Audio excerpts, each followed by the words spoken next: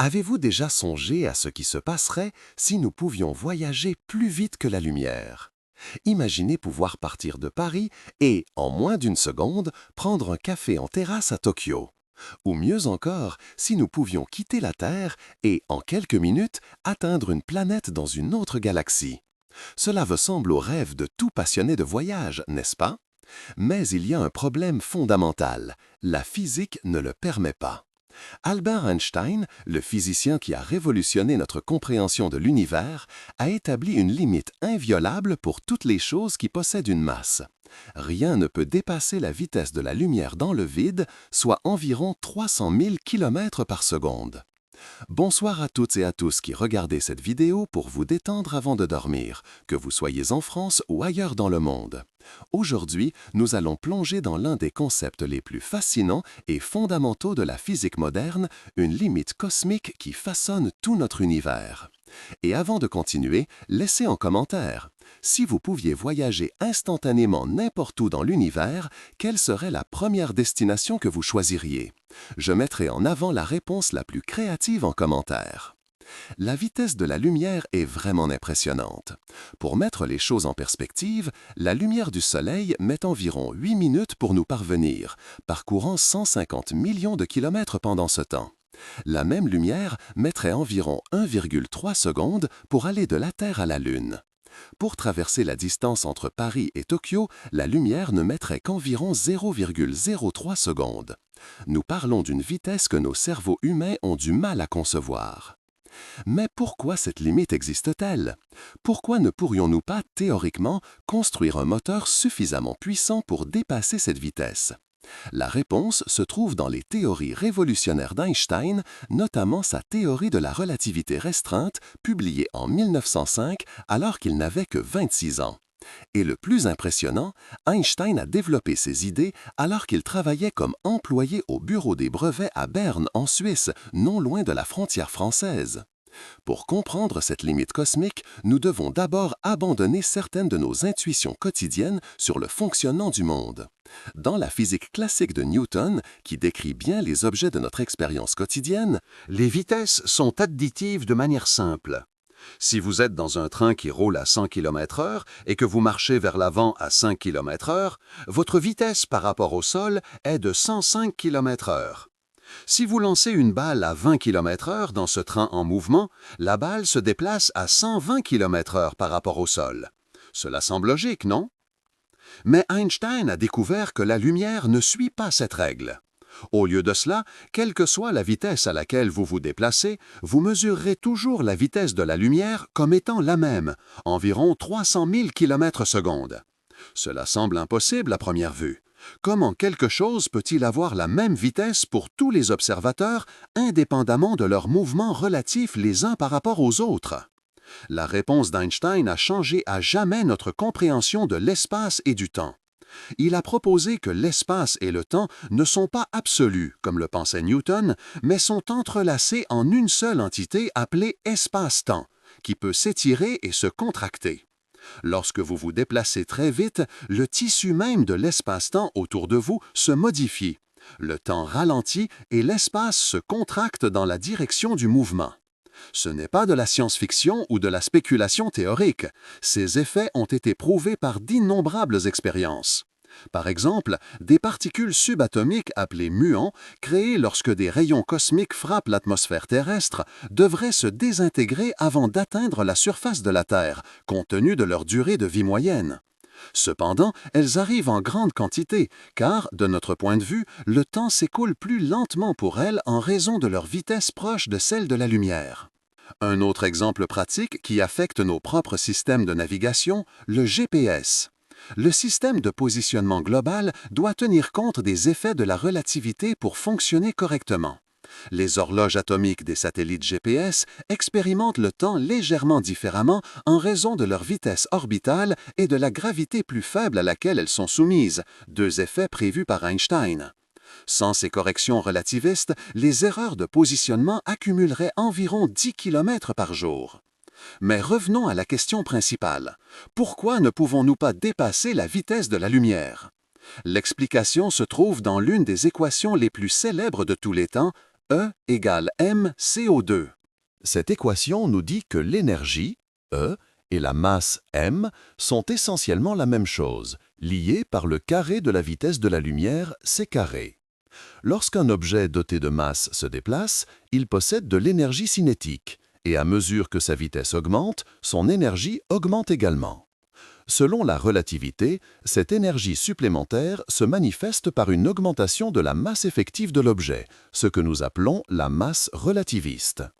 À mesure que la vitesse approche de celle de la lumière, cette masse relativiste croît de manière exponentielle. Pour atteindre exactement la vitesse de la lumière, la masse deviendrait infinie et une quantité infinie d'énergie serait nécessaire pour accélérer l'objet jusqu'à cette vitesse. Illustrons cela par un exemple pratique. Imaginez que vous êtes ici, en France, visitant le CERN, l'Organisation européenne pour la recherche nucléaire, située près de Genève à la frontière franco-suisse. Dans le Grand Collisionneur de Hadron, LHC, le plus grand et le plus puissant accélérateur de particules du monde, les scientifiques parviennent à accélérer des protons à 99,9999% de la vitesse de la lumière. L'énergie nécessaire pour cela est immense. Le LHC consomme autant d'électricité qu'une petite ville. Or, pour augmenter la vitesse de ces protons de 99,9% à 99,99% de la vitesse de la lumière, il a fallu beaucoup plus d'énergie que pour les accélérer de 0 à 99,9%. Et pour passer de 99,99% à 99,999%, encore plus d'énergie. L'énergie nécessaire croît de manière exponentielle à mesure que nous nous approchons de la vitesse de la lumière, rendant impossible de l'atteindre complètement. Cela peut sembler n'être qu'une curiosité mathématique, mais cela a des implications profondes pour notre compréhension de l'univers et pour nos ambitions d'exploration spatiale. Cela signifie qu'il existe des limites fondamentales à la vitesse à laquelle nous pouvons voyager entre les étoiles et les galaxies. Un voyage vers l'étoile la plus proche, Proxima du Centaure, qui se trouve à 4,2 années-lumière, prendrait au minimum 4,2 ans, même en voyageant à la vitesse de la lumière, et en pratique beaucoup plus de temps puisque nous ne pouvons pas atteindre cette vitesse. Pour nous, l'idée même de voyager, la distance de 8700 km entre Paris et Tokyo, semble déjà immense, nécessitant plus de 10 heures de vol. Imaginez alors l'échelle cosmique. La lumière de la galaxie la plus proche de nous, Andromède, met 2,5 millions d'années pour atteindre la Terre. Cela signifie que, lorsque nous l'observons à travers un télescope, nous la voyons telle qu'elle était il y a 2,5 millions d'années, lorsque nos ancêtres humains commençaient à peine à utiliser des outils en pierre. Cette limitation de vitesse impose également des restrictions à notre capacité de communication avec de potentielles civilisations extraterrestres. Si un jour nous détectons des signes de vie intelligente sur une planète à 100 années-lumière de distance et envoyons un message de réponse, il nous faudra au minimum 200 ans pour recevoir une réponse, 100 ans pour que notre message arrive là-bas, plus 100 ans pour que la réponse revienne. La communication interstellaire, si elle se produit un jour, sera nécessairement un processus à long terme qui s'étendra sur des générations. Mais tout n'est pas que limitation. La théorie de la relativité d'Einstein nous ouvre également les portes à des phénomènes fascinants. Par exemple, la dilatation du temps signifie que, pour un voyageur se déplaçant à une vitesse proche de celle de la lumière, le temps s'écoule plus lentement par rapport à quelqu'un resté sur Terre. C'est le célèbre paradoxe des jumeaux. Si un jumeau voyage dans l'espace à une vitesse proche de celle de la lumière tandis que l'autre reste sur Terre, lorsque le voyageur reviendra, il aura moins vieilli que son frère. Imaginez un astronaute partant du centre spatial de Kourou en Guyane française, notre port spatial européen, dans un vaisseau hypothétique capable d'atteindre 99,5% de la vitesse de la lumière, en direction d'une étoile à 10 années-lumière. Pour les observateurs sur Terre, le voyage aller-retour prendrait un peu plus de 20 ans. Mais pour l'astronaute, en raison de la dilatation du temps, le voyage entier pourrait ne durer que 2 ans selon sa montre. À son retour, il retrouverait ses amis et sa famille 20 ans plus âgés, tandis qu'il n'aurait vieilli que de 2 ans. Il aurait effectivement voyagé dans le futur. Einstein, avec sa vision révolutionnaire, n'a pas seulement identifié une limite fondamentale à nos ambitions physiques, mais il nous a aussi montré que l'univers est bien plus étrange et merveilleux que notre intuition quotidienne ne le suggère. L'espace et le temps, qui semblaient si solides et distincts, se sont révélés être des aspects interdépendants d'une même entité, flexible et dynamique.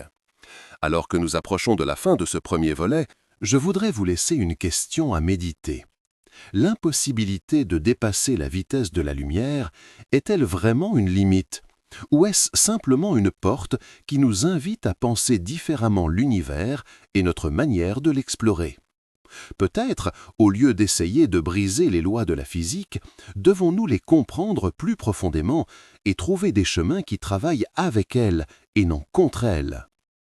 Dans le prochain volet, nous explorerons plus en détail le contexte historique des expériences qui ont conduit à la découverte de la vitesse de la lumière comme une limite cosmique et comment les idées d'Einstein ont révolutionné notre compréhension de l'univers.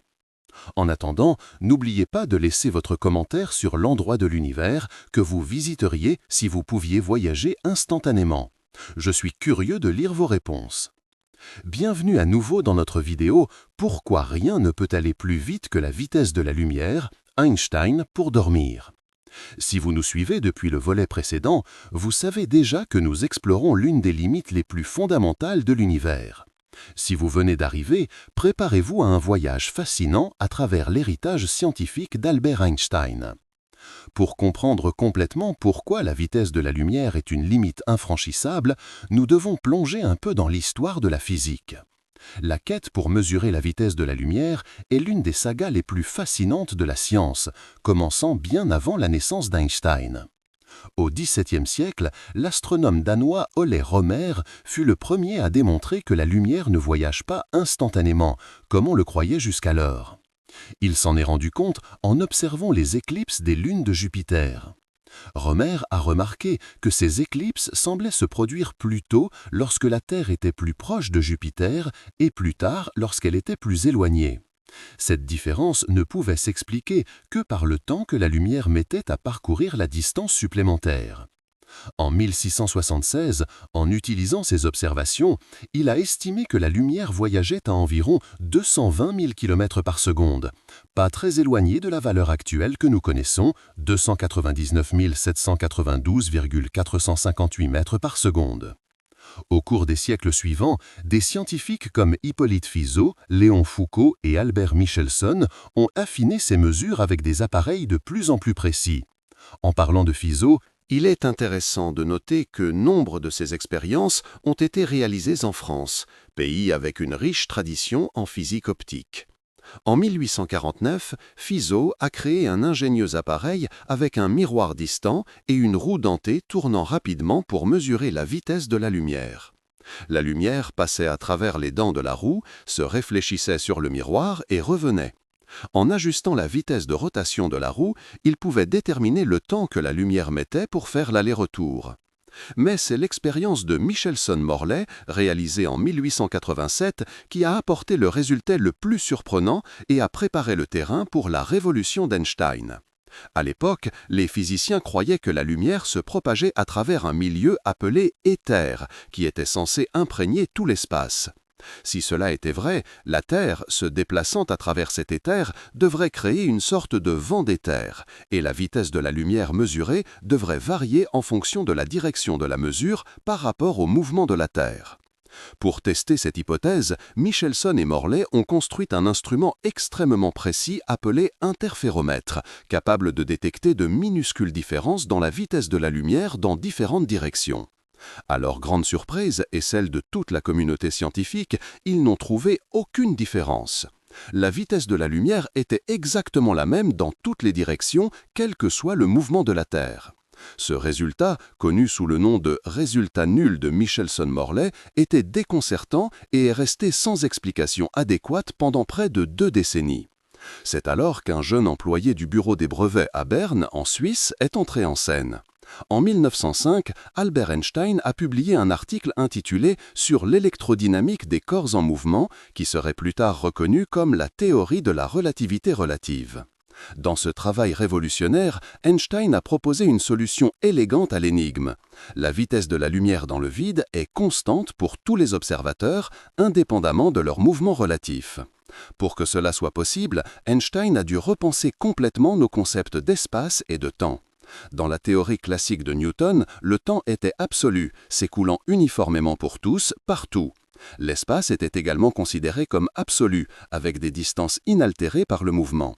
Einstein a défié ces notions, proposant que l'espace et le temps sont des aspects d'une même entité, l'espace-temps, et qu'ils peuvent se contracter et se dilater en fonction du mouvement de l'observateur. Il est important de noter qu'Einstein est arrivé à ces conclusions non seulement en essayant d'expliquer l'expérience de Michelson-Morley, mais aussi en résolvant des incohérences dans la théorie électromagnétique de Maxwell. Les équations de Maxwell, qui décrivent avec précision le comportement de la lumière et d'autres ondes électromagnétiques, suggéraient déjà que la vitesse de la lumière devait être constante pour tous les observateurs, quelque chose d'inincompatible avec la mécanique classique. Depuis sa publication, la théorie de la relativité relative a été soumise à d'innombrables tests expérimentaux et tous ont confirmé ses prédictions avec une précision extraordinaire.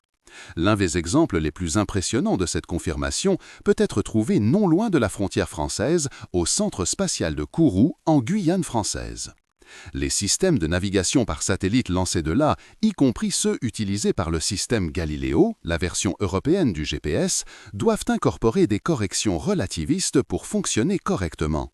Sans ces corrections, les erreurs de positionnement augmenteraient à un rythme d'environ 10 km par jour. Un autre exemple fascinant de la validation des théories d'Einstein vient des accélérateurs de particules, comme le Grand Collisionneur de Hadron LHC du CERN à la frontière franco-suisse. Au LHC, les protons sont accélérés à 99,99% de la vitesse de la lumière, atteignant des énergies immenses. La masse relativiste de ces protons augmente de plus de 7000 fois par rapport à leur masse au repos, exactement comme prévu par les équations d'Einstein. De nombreux étudiants en physique en France, dans des institutions prestigieuses comme l'École Polytechnique ou l'Université Paris-Saclay, visitent fréquemment ces installations pour voir de première main comment les principes de la relativité sont appliqués dans la pratique scientifique de pointe. La collaboration scientifique internationale en physique des hautes énergies a une longue histoire, avec de nombreux chercheurs contribuant aux expériences du CERN. Mais revenons à notre question principale. Pourquoi existe-t-il cette limite cosmique ? La réponse réside dans les conséquences mathématiques et physiques de la théorie d'Einstein. À mesure qu'un objet doté de masse accélère, son énergie cinétique augmente. À des vitesses quotidiennes, cela suit la formule classique de l'énergie cinétique, E égale 1/2 mv². Cependant, lorsque les vitesses approchent de celles de la lumière, nous devons utiliser la formule relativiste, qui montre que l'énergie nécessaire pour accélérer un objet croît de plus en plus rapidement. La manière la plus claire de comprendre cela est à travers l'équation d'Einstein pour l'énergie totale d'un objet en mouvement, E égale gamma mc², où gamma est le facteur de Lorentz, qui croît infiniment à mesure que la vitesse approche de c. Pour qu'un objet atteigne la vitesse de la lumière, une quantité infinie d'énergie serait nécessaire, quelque chose de physiquement impossible. Nous pouvons visualiser cela d'une autre manière. Imaginez que vous voyagez de Paris à Marseille dans un train à grande vitesse. Si le train augmente sa vitesse de 0 à 100 km/h, la quantité d'énergie nécessaire est relativement faible. Pour passer de 100 à 200 km/h, il faut plus d'énergie. Mais imaginez maintenant que nous voulions accélérer quelque chose de 90% de la vitesse de la lumière à 95%, puis à 99%, et ainsi de suite. À chaque étape, l'énergie nécessaire croît de manière exponentielle, devenant infinie exactement à la vitesse de la lumière. C'est comme si la nature avait imposé une barrière cosmique, une limite que rien doté de masse ne peut dépasser.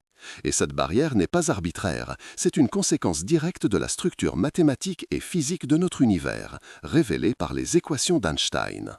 Il est important de souligner que cette limite ne s'applique qu'aux objets dotés de masse. Les photons, particules de lumière, voyagent toujours à la vitesse de la lumière précisément parce qu'ils ne possèdent pas de masse au repos. Ils n'ont jamais été accélérés jusque-là, depuis leur création, ils ont toujours voyagé à cette vitesse.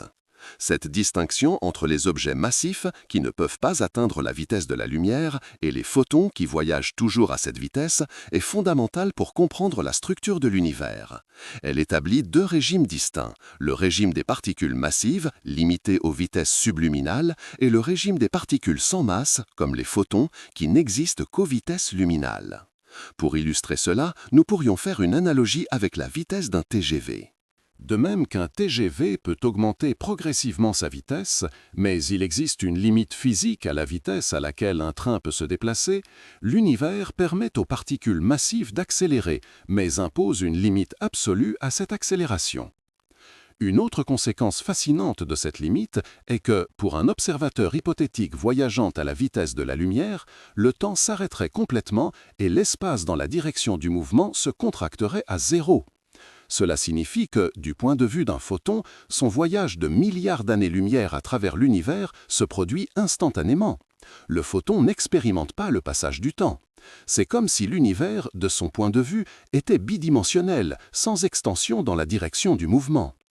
Bien que ce soit une façon intéressante de penser, nous devons faire attention, car la théorie de la relativité restreinte ne permet pas réellement un référentiel qui se déplace à la vitesse de la lumière. Nous ne pouvons pas, au sens strict, parler du point de vue d'un photon, car cela exigerait un observateur se déplaçant à la vitesse de la lumière, ce qui est impossible pour quoi que ce soit doté de masse. La vitesse de la lumière comme limite universelle a des implications profondes non seulement pour la physique, mais aussi pour notre compréhension philosophique de l'univers. Elle établit un horizon causal, une limite à la distance à partir de laquelle les événements peuvent s'influencer mutuellement. L'information et la causalité ne peuvent pas se propager plus rapidement que la lumière, ce qui signifie que des parties distantes de l'univers sont causalement déconnectées. Des événements qui se produisent maintenant dans une galaxie à 10 milliards d'années-lumière ne peuvent nous affecter avant au moins 10 milliards d'années.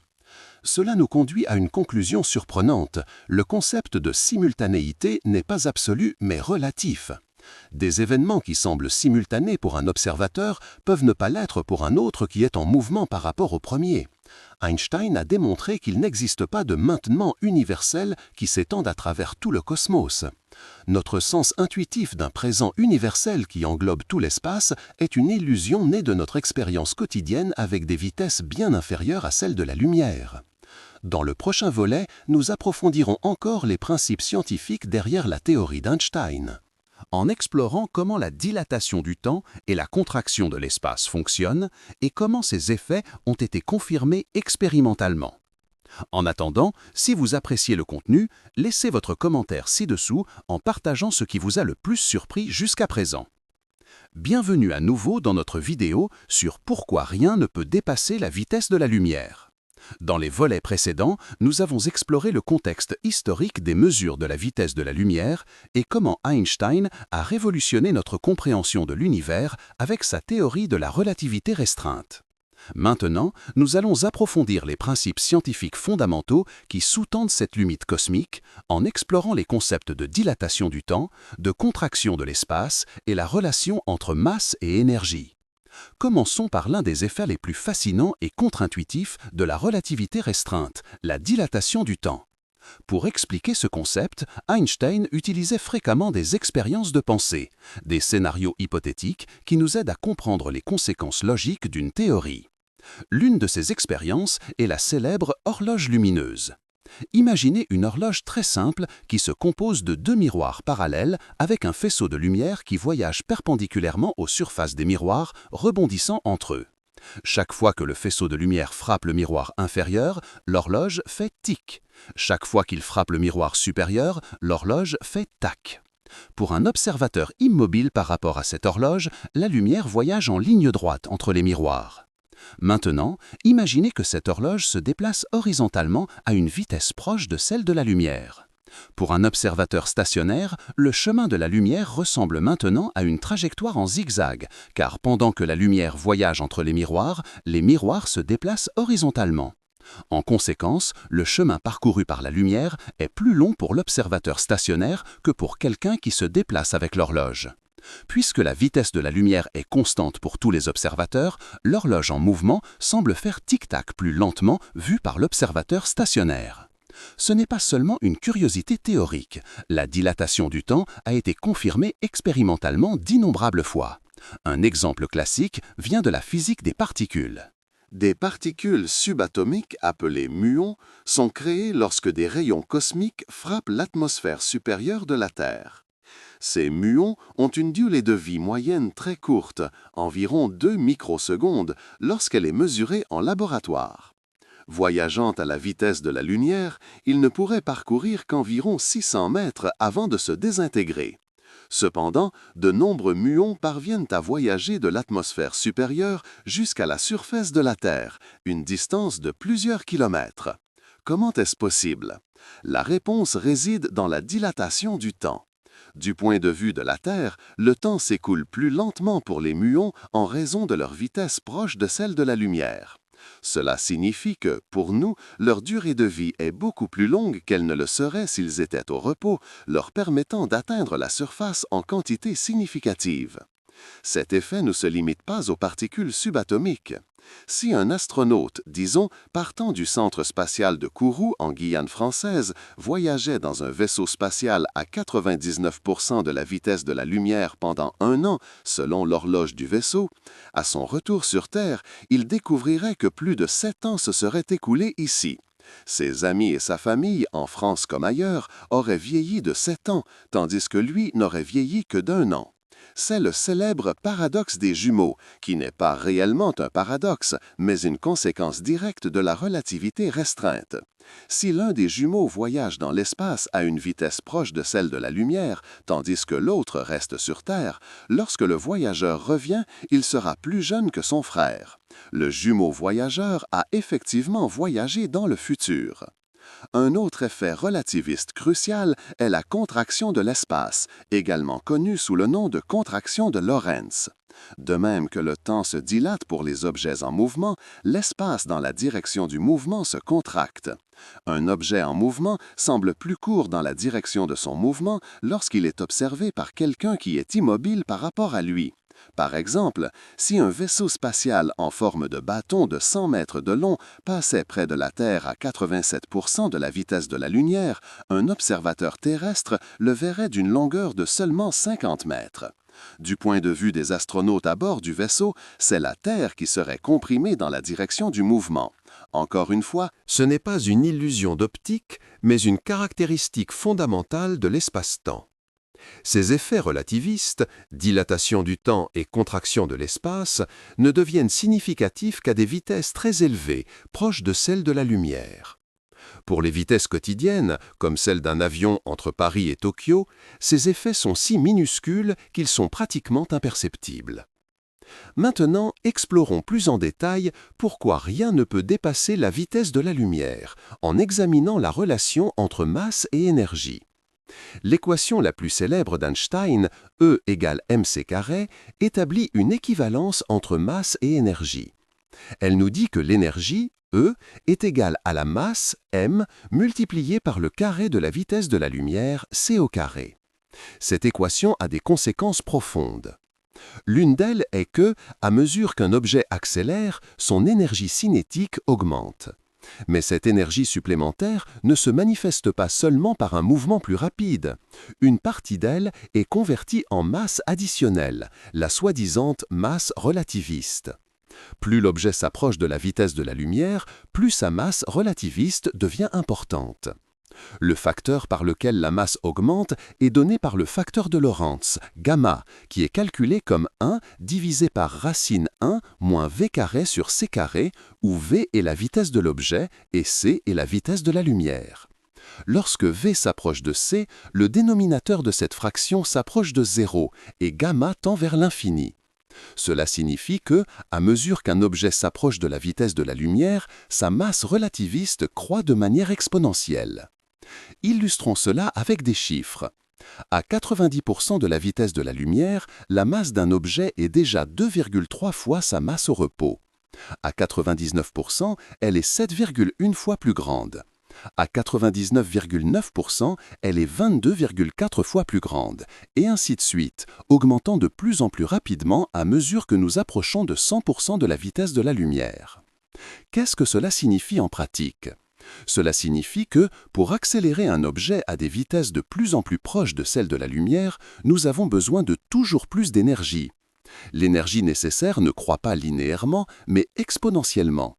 Pour atteindre exactement la vitesse de la lumière, une quantité infinie d'énergie serait nécessaire, ce qui est physiquement impossible. C'est comme essayer de remplir un seau sans fond.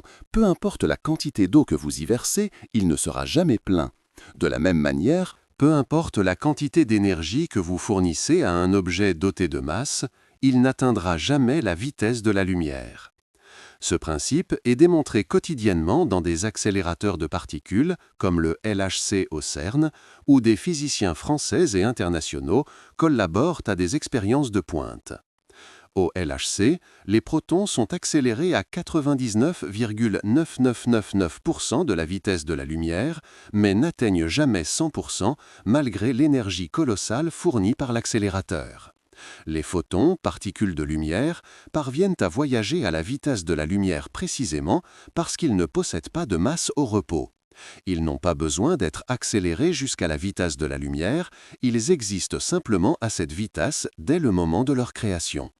Il est intéressant de noter que les particules sans masse, comme les photons, ne peuvent pas voyager à des vitesses inférieures à celles de la lumière. Elles se déplacent toujours exactement à c, ni plus ni moins. La limite imposée par la vitesse de la lumière a des implications profondes non seulement pour la physique, mais aussi pour notre compréhension philosophique de l'univers. L'une d'elles est le concept de causalité. Si quelque chose pouvait voyager plus vite que la lumière, il serait théoriquement possible d'envoyer des informations dans le passé, créant des paradoxes de causalité, comme le célèbre paradoxe du grand-père, où quelqu'un revient dans le temps et empêche ses grands-parents de se rencontrer, interférant ainsi avec sa propre existence. La théorie de la relativité préserve la causalité en limitant la vitesse maximale de transmission d'informations à la vitesse de la lumière. Cela établit un cône de lumière pour chaque événement dans l'espace-temps, définissant quels événements futurs peuvent être influencés par lui et quels événements passés peuvent l'avoir influencé. Une autre implication fascinante réside dans la structure même de l'espace-temps. La relativité relative d'Einstein nous montre que l'espace et le temps ne sont pas des entités séparées, mais des aspects d'une seule entité quadridimensionnelle, l'espace-temps. Des événements qui semblent simultanés pour un observateur peuvent ne pas l'être pour un autre en mouvement relatif. La séquence de certains événements peut même être inversée pour différents observateurs. Cependant, la causalité n'est jamais violée. Si un événement A peut causer un événement B selon un observateur, aucun autre observateur ne verra B se produire avant A. La structure de l'espace-temps garantit que les relations causales sont préservées, même lorsque différents observateurs sont en désaccord sur le moment et le lieu où les événements se produisent. Les idées d'Einstein sur la relativité ont été par la suite étendues dans sa théorie de la relativité générale, publiée en 1915. Alors que la relativité restreinte traite des observateurs en mouvement uniforme, la relativité générale incorpore la gravité, la décrivant non pas comme une force, mais comme une courbure dans le tissu de l'espace-temps causée par la masse et l'énergie. Dans la relativité générale, l'espace-temps est dynamique, capable de s'étirer, de se contracter et de se courber. Des masses importantes, comme les étoiles et les planètes, courbent l'espace-temps autour d'elles, et cette courbure détermine comment les autres objets se déplacent. C'est comme une boule de bowling placée sur un trampoline, créant une dépression qui fait rouler d'autres boules plus petites vers elle. Cette vision révolutionnaire de la gravité a eu des conséquences profondes pour notre compréhension de l'univers. Elle a prédit l'existence de trous noirs, des régions où l'espace-temps est si courbé que même la lumière ne peut s'échapper. Elle a également prédit l'expansion de l'univers et l'existence d'ondes gravitationnelles, des ondulations dans le tissu de l'espace-temps qui se propagent à la vitesse de la lumière. En 2015, plus d'un siècle après qu'Einstein ait formulé sa théorie, l'observatoire LIGO a détecté des ondes gravitationnelles pour la première fois, fournissant une nouvelle confirmation spectaculaire de ses idées. Ces ondes ont été générées par la collision de deux trous noirs à des milliards d'années-lumière de distance, créant des ondulations dans l'espace-temps qui ont voyagé à travers le cosmos jusqu'à la Terre. Il est fascinant de penser que des chercheurs français et internationaux ont participé à cet effort historique. Einstein a transformé notre compréhension de l'univers, nous montrant que l'espace et le temps ne sont pas absolus, mais relatifs à l'observateur, que la masse et l'énergie sont des manifestations différentes de la même chose, et que la vitesse de la lumière représente une limite cosmique fondamentale. Ces idées ne sont pas seulement des curiosités théoriques, mais ont des applications pratiques qui vont du GPS à la médecine nucléaire, de l'astronomie à l'électronique grand public. Dans le prochain volet, nous explorerons plus en détail les paradoxes et les défis de la relativité, en examinant comment les lois de la physique pourraient permettre des raccourcis à travers l'espace-temps, comme les trous de verre et les distorsions spatiales, et si ces possibilités théoriques pourraient un jour devenir réalité. En attendant, continuez à réfléchir aux merveilles de l'univers qu'Einstein nous a révélées et comment elles continuent de façonner notre compréhension de la réalité. Si vous appréciez ce voyage à travers l'univers d'Einstein, n'oubliez pas de vous abonner à la chaîne pour plus de vidéos comme celle-ci. Vos commentaires et questions sont toujours les bienvenus, ils nous aident à explorer plus profondément les mystères du cosmos. Bienvenue à nouveau dans notre vidéo sur la limite cosmique de la vitesse de la lumière. Jusqu'à présent, nous avons exploré les fondements théoriques de la relativité d'Einstein et certains de ses paradoxes les plus intrigants. Dans ce 4e volet, nous allons approfondir notre compréhension en explorant certains des paradoxes et défis les plus intrigants qui surgissent lorsque nous réfléchissons à cette limite universelle. L'un des aspects les plus fascinants de la relativité restreinte est la façon dont elle défie nos intuitions quotidiennes sur la simplicité. Dans la physique classique de Newton, le temps était considéré comme absolu. Si deux événements se produisaient au même moment pour un observateur, ils seraient simultanés pour tous les observateurs. Einstein a montré que ce n'est pas vrai. Imaginez deux éclairs qui frappent les extrémités d'un train en mouvement. Pour un observateur immobile sur le quai, les éclairs peuvent frapper les deux extrémités du train simultanément. Cependant, pour un passager assis au milieu du train, les événements ne seront pas simultanés. Comme le train est en mouvement, le passager se déplace vers l'un des points d'impact et s'éloigne de l'autre pendant que la lumière voyage vers lui. Par conséquent, il verra d'abord l'éclair qui a frappé l'avant du train, suivi de l'éclair qui a frappé l'arrière. Cette relativité de la simultanéité n'est pas une illusion, mais une caractéristique fondamentale de l'espace-temps. Des événements qui sont simultanés dans un référentiel ne sont pas nécessairement simultanés dans un autre référentiel en mouvement relatif par rapport au premier. Cela a des implications profondes pour notre compréhension de la réalité. Pour un Français qui voyage fréquemment entre Paris et Tokyo, il y a une curiosité liée. Lorsque vous faites un appel vidéo avec votre famille, la différence de temps que vous expérimentez n'est pas seulement due au fuseau horaire. Il existe également un minuscule décalage relativiste dû au mouvement relatif entre vous, bien que cet effet soit immensément plus petit que le décalage dû à la transmission du signal via les câbles et les satellites. Un autre concept contre-intuitif de la relativité est le paradoxe de la perche et de Lagrange. Imaginez une perche très longue, disons de 20 mètres de long au repos. Maintenant, imaginez que cette perche se déplace à une vitesse proche de celle de la lumière vers une grange qui n'a que 10 mètres de long au repos. En raison de la contraction de Lorentz, pour un observateur immobile près de la grange, la perche en mouvement semblera plus courte, potentiellement assez courte pour tenir entièrement dans la grange à un certain moment. Cependant, du point de vue d'un observateur qui se déplace avec la perche, c'est la grange qui est en mouvement et par conséquent apparaît contractée. Pour cet observateur, la perche conserve ses 20 mètres de long, tandis que la grange semble encore plus courte que 10 mètres. Comment la perche pourrait-elle alors tenir dans la grange? La solution de cet apparent paradoxe réside encore une fois dans la relativité de la simultanéité.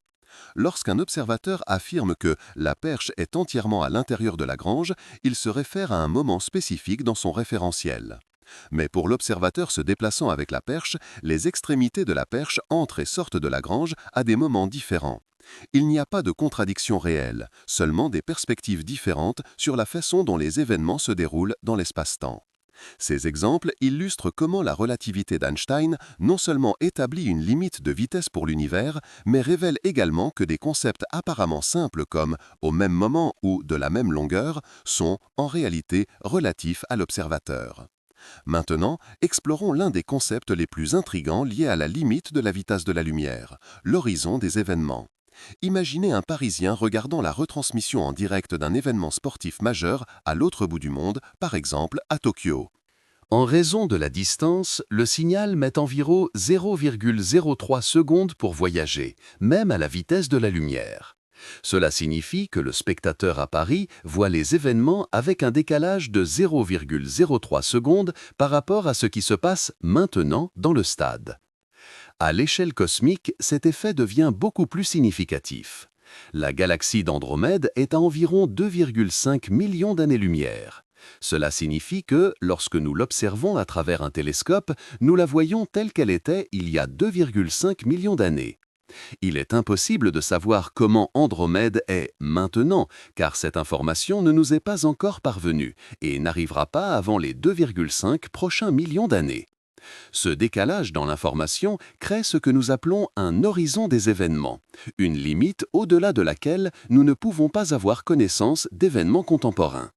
Pour chaque observateur dans l'univers, il existe un horizon des événements sphériques centré sur sa position.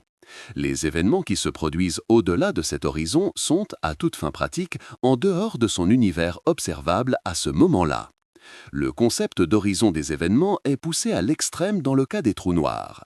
Un trou noir est une région de l'espace-temps où la gravité est si intense que même la lumière ne peut s'échapper. L'horizon des événements d'un trou noir est la limite à partir de laquelle il n'y a pas de retour.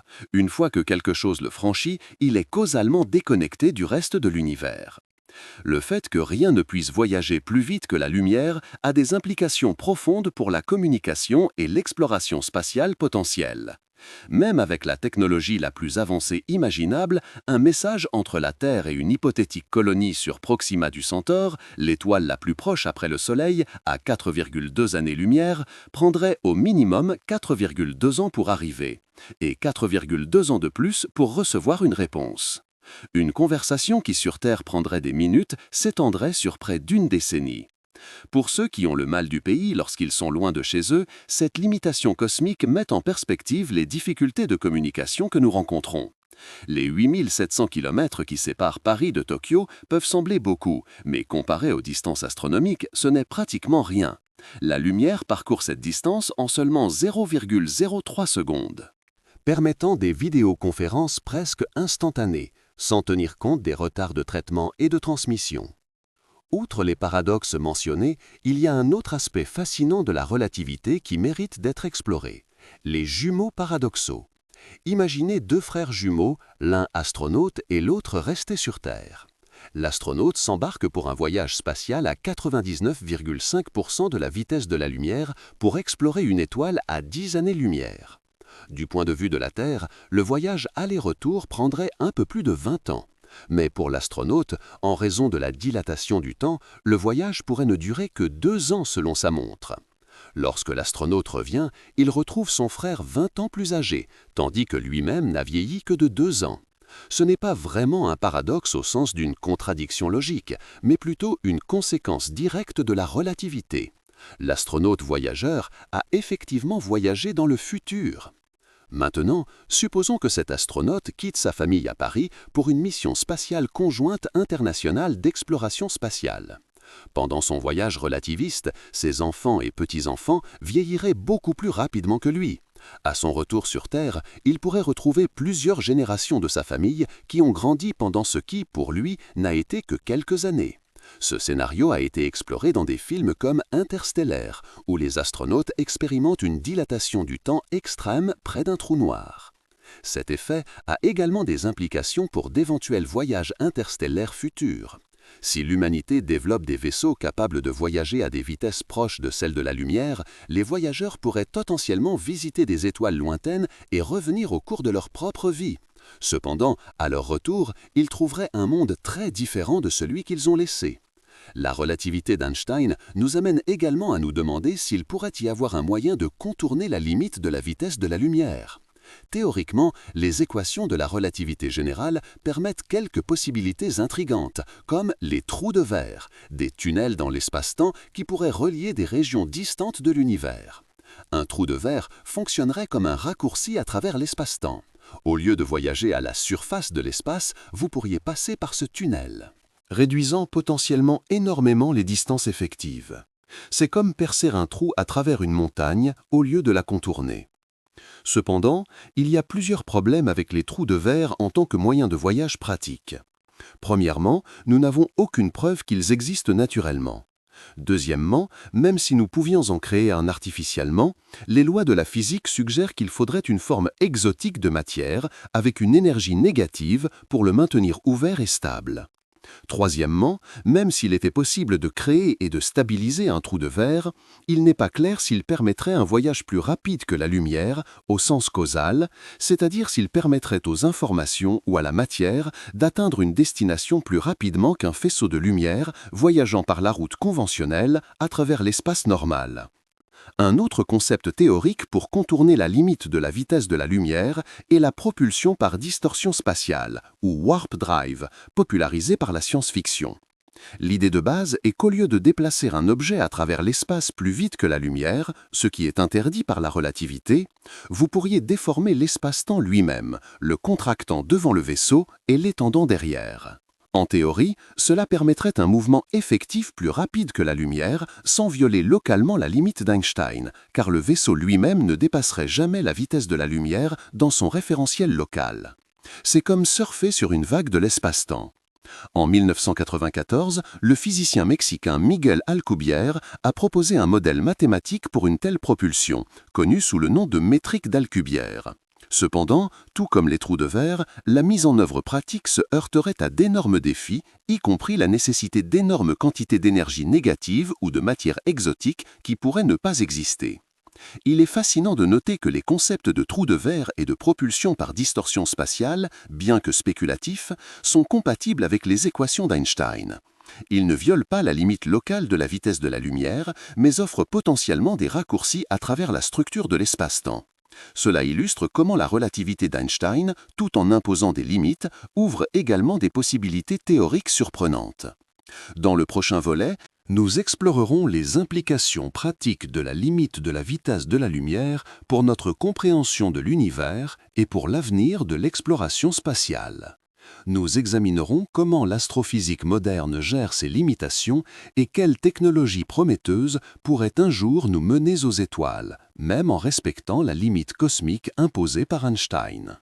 Si vous appréciez cette exploration de l'univers d'Einstein, n'oubliez pas de vous abonner à la chaîne pour plus de vidéos comme celle-ci.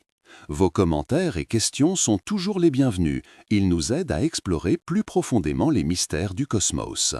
Bienvenue à nouveau dans notre vidéo sur la limite cosmique de la limite de la lumière. Jusqu'à présent, nous avons exploré les fondements théoriques de la relativité d'Einstein et certains de ses paradoxes les plus intrigants. Dans ce 5e volet, nous allons examiner les implications pratiques et les barrières physiques imposées par cette limite universelle, ainsi qu'analyser comment elle est confirmée par les expériences et les observations astronomiques modernes. L'une des confirmations les plus impressionnantes de la relativité d'Einstein provient des accélérateurs de particules. Dans le Grand Collisionneur de Hadron, LHC, situé à la frontière franco-suisse, les protons sont accélérés à des vitesses extrêmes, 99,9999% de la vitesse de la lumière.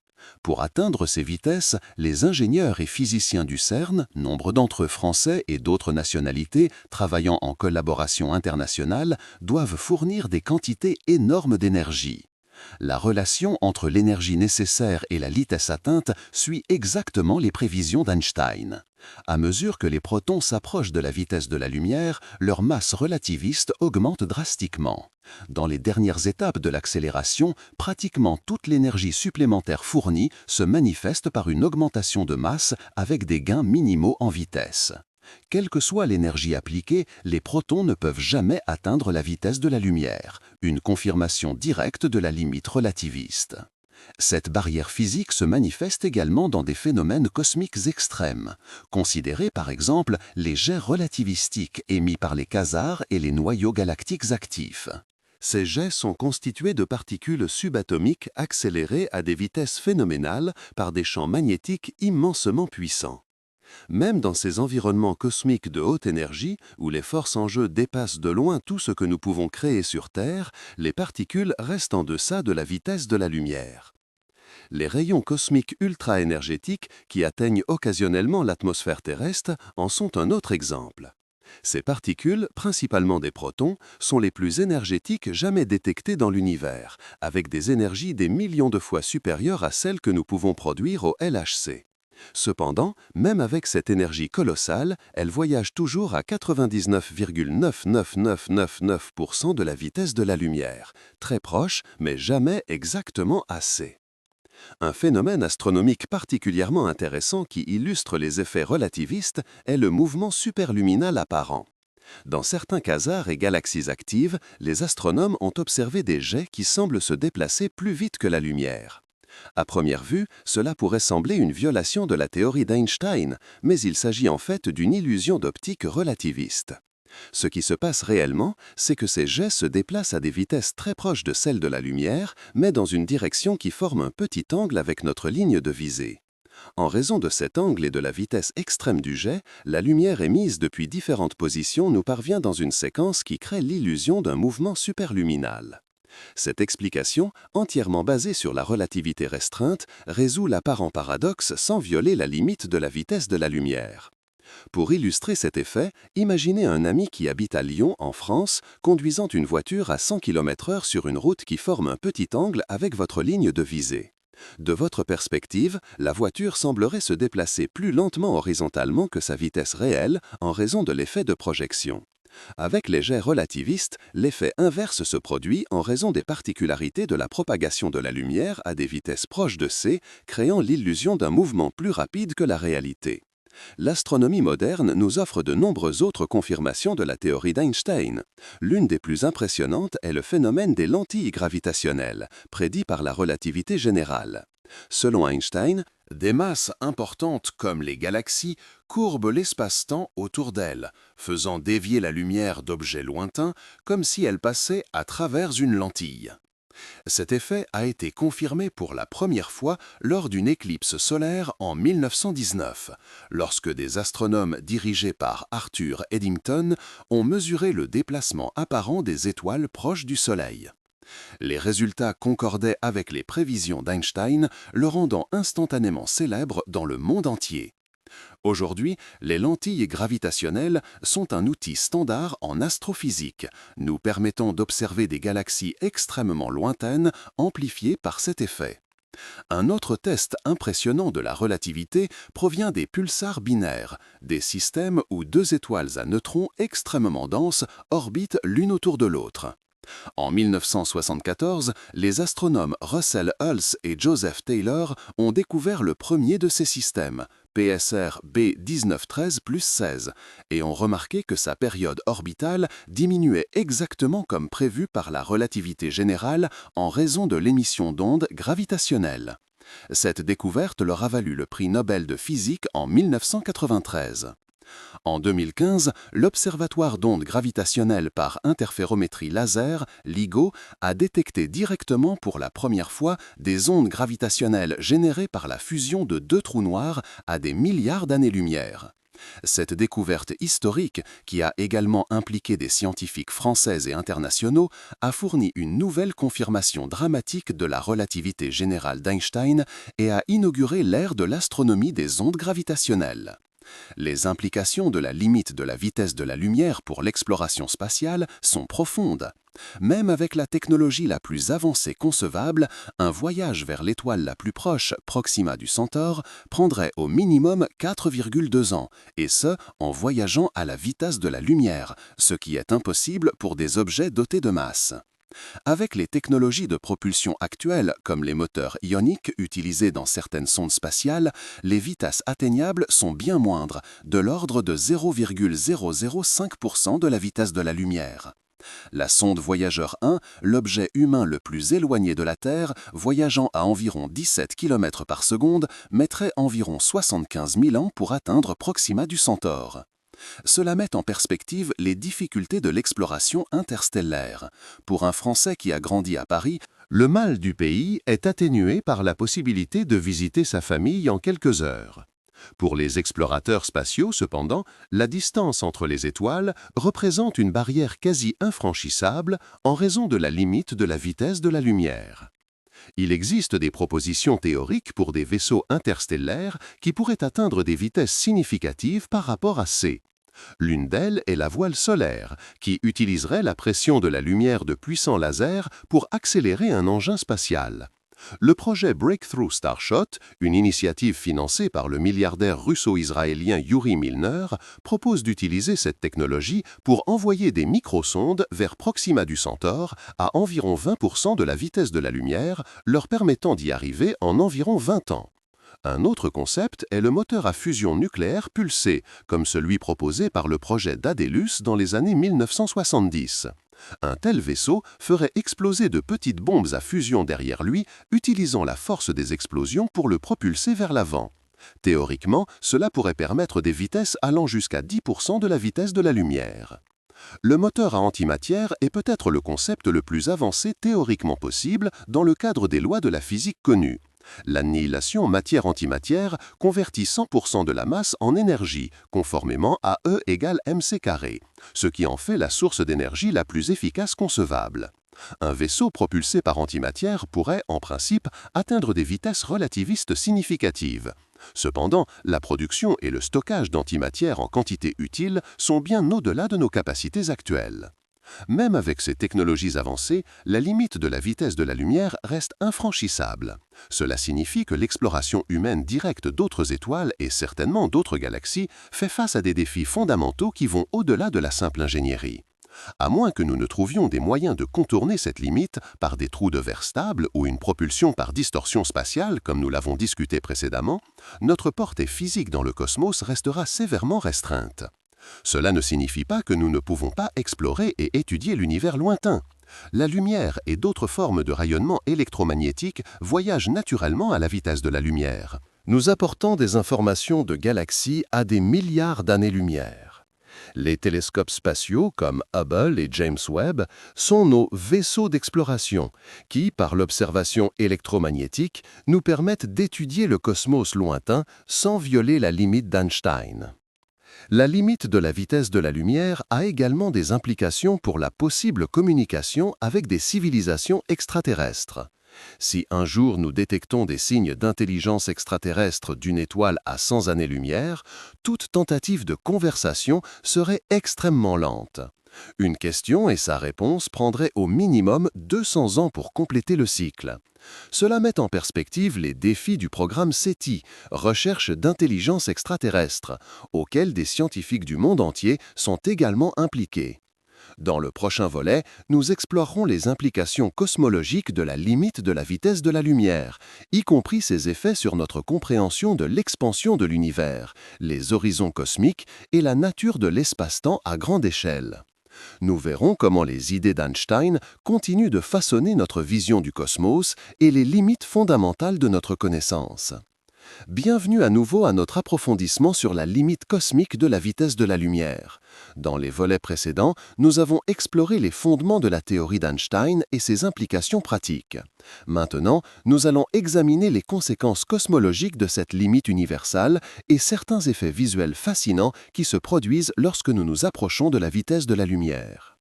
L'univers observable, la région du cosmos d'où la lumière a eu le temps de nous parvenir depuis le Big Bang, est limité précisément par la vitesse finie de la lumière.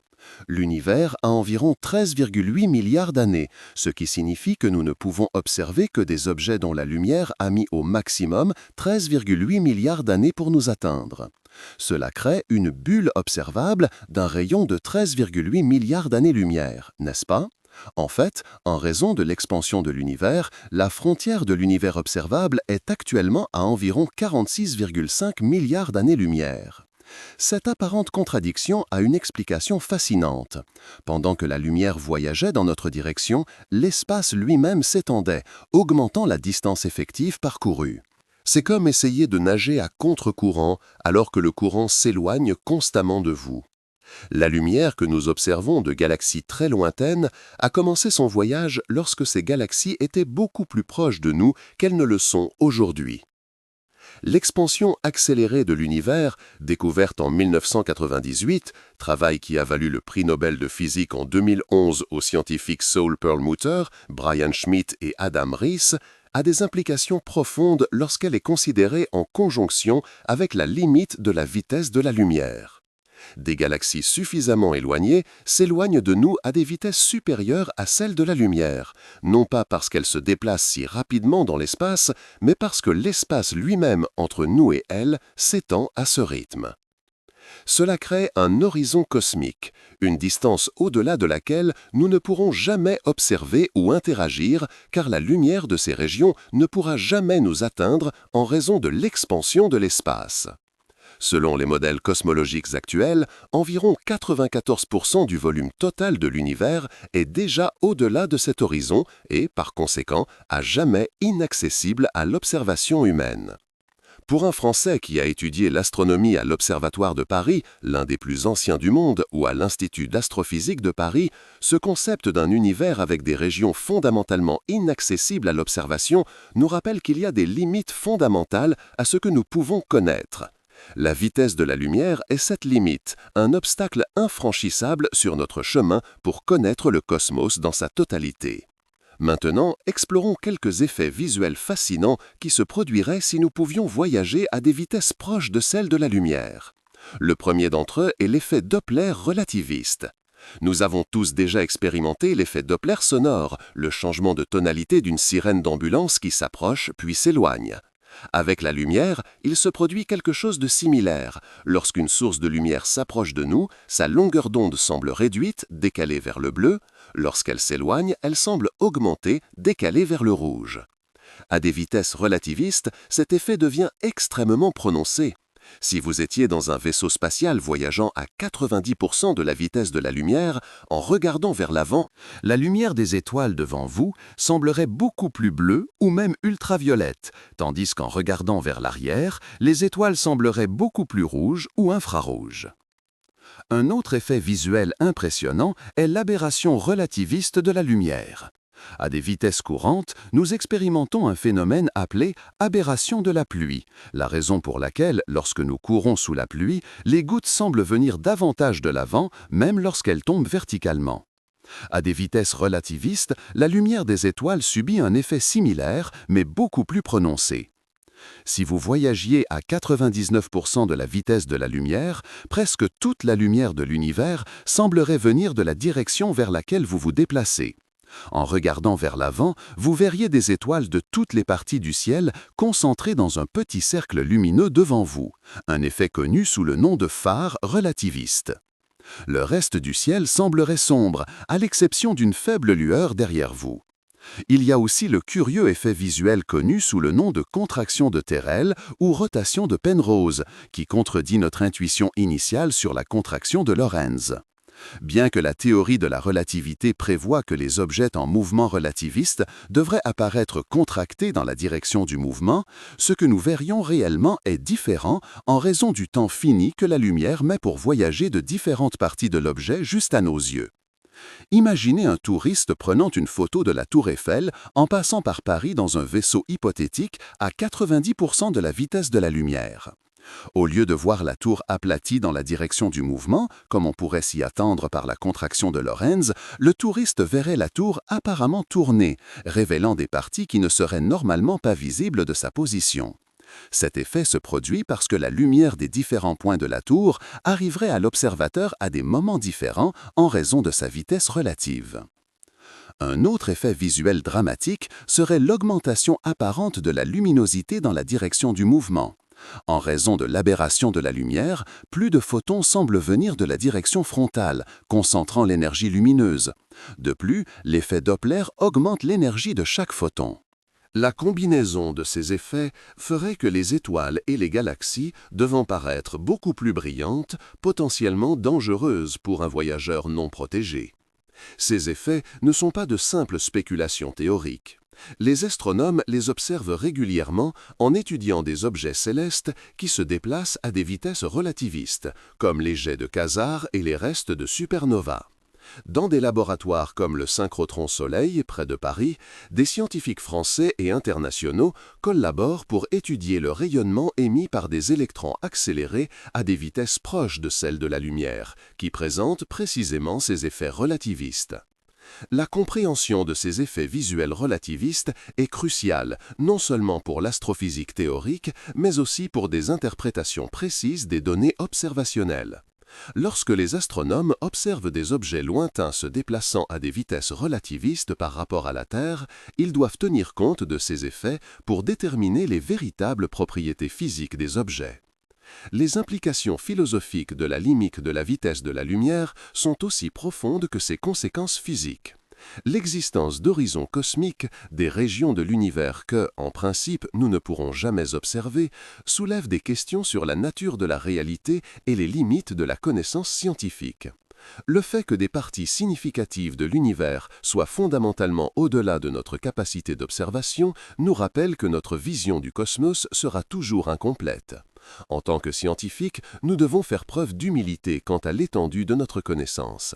Cela fait écho à une perspective qui combine la tradition philosophique française du rationalisme avec l'idée qu'il existe des limites fondamentales à ce que nous pouvons connaître, non par défaut de nos méthodes, mais en raison de la structure même de la réalité.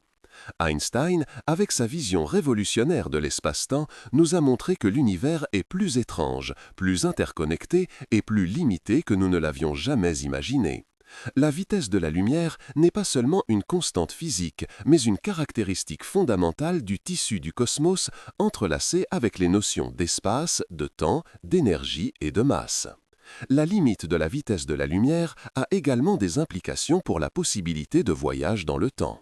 La relativité restreinte d'Einstein, à elle seule, n'interdit pas les voyages vers le futur. En fait, la dilatation du temps relativiste offre un mécanisme pour cela, comme nous l'avons vu dans le paradoxe des jumeaux. Voyager à des vitesses proches de celles de la lumière, c'est effectivement voyager dans le futur. Cependant, la relativité restreinte semble interdire les voyages vers le passé, car cela nécessiterait une transmission d'informations plus rapide que la lumière, ce qui violerait le principe de causalité. La causalité, l'idée que les causes précèdent leurs effets, est un principe fondamental de la physique, et dont nombre physiciens considèrent sa préservation plus importante encore que la conservation de l'énergie. La relativité générale, théorie plus complète d'Einstein, qui incorpore la gravité comme courbure de l'espace-temps, ouvre quelques possibilités théoriques pour les voyages dans le temps via des courbes fermées de type temps, des trajectoires dans l'espace-temps qui reviennent à leur point de départ non seulement dans l'espace, mais aussi dans le temps. Des exemples théoriques incluent les trous de verre traversables, les cylindres rotatifs infiniment longs, solution de Tipler, et les univers en rotation, solution de Gödel. Cependant, les calculs suggèrent que la construction de l'une de ces structures nécessiterait des quantités infinies d'énergie ou des formes exotiques de matière avec des propriétés qui pourraient violer d'autres lois de la physique. De nombreux physiciens, dont le célèbre Stephen Hawking, ont proposé la conjoncture de protection chronologique, l'idée que les lois de la physique, d'une manière encore non complètement comprise, conspirent pour empêcher les voyages dans le passé et les paradoxes que cela pourrait créer. Comme Einstein l'a un jour écrit, « Le plus incompréhensible dans l'univers est qu'il soit compréhensible ». Cette affirmation reflète une tension fascinante. D'une part, les lois de la physique, comme la limite de la vitesse de la lumière, imposent des restrictions fondamentales à ce que nous pouvons faire et connaître. D'autre part, ces mêmes lois sont compréhensibles par l'esprit humain, nous permettant de comprendre l'univers même sans pouvoir explorer physiquement toutes ses parties. Dans le prochain volet, nous nous approfondirons dans les implications philosophiques de ces limitations physiques et comment elles ont façonné notre compréhension du cosmos et de notre place en son sein. Nous explorerons également comment les théories les plus récentes en physique théorique, cordes, gravité quantique, univers parallèles, interagissent avec la limite de la vitesse de la lumière établie par Einstein.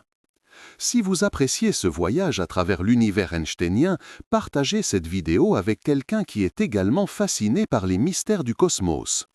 N'oubliez pas que, bien que la vitesse de la lumière limite notre portée physique dans l'univers, notre imagination et notre compréhension scientifique continuent d'élargir les horizons de la connaissance humaine. Bienvenue à nouveau à notre exploration des limites cosmiques imposées par la vitesse de la lumière.